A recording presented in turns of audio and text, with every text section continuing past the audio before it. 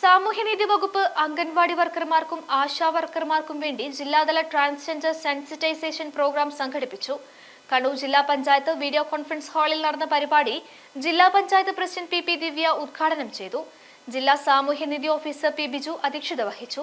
Advocate A P Hamsakutty, doctor Shyama S Prabha, V K Suresh Babu, Kanchi Baba Vijeesh എന്നിവർ വിവിധ വിഷയങ്ങൾ അവതരിപ്പിച്ച് സംസാരിച്ചു.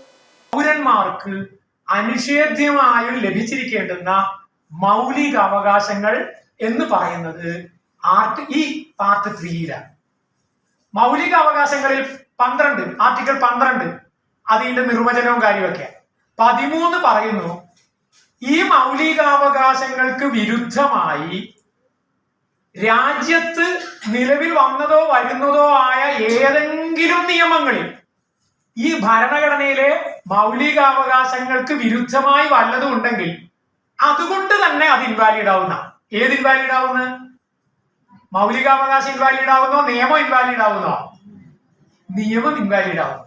കളർഫുൾ ഫാമിലി ഇപ്പോൾ കണ്ണൂരിലും. മലബാറിന്റെ വസ്ത്രസങ്കല്പങ്ങൾക്ക് പുത്തൻ നിറച്ചാർത്ത് നൽകിയ ഫാമിലി വെഡിംഗ് സെന്ററിന്റെ ഏറ്റവും വലിയ ഷോറൂം കണ്ണൂരിൽ പ്രവർത്തനം ആരംഭിച്ചിരിക്കുന്നു.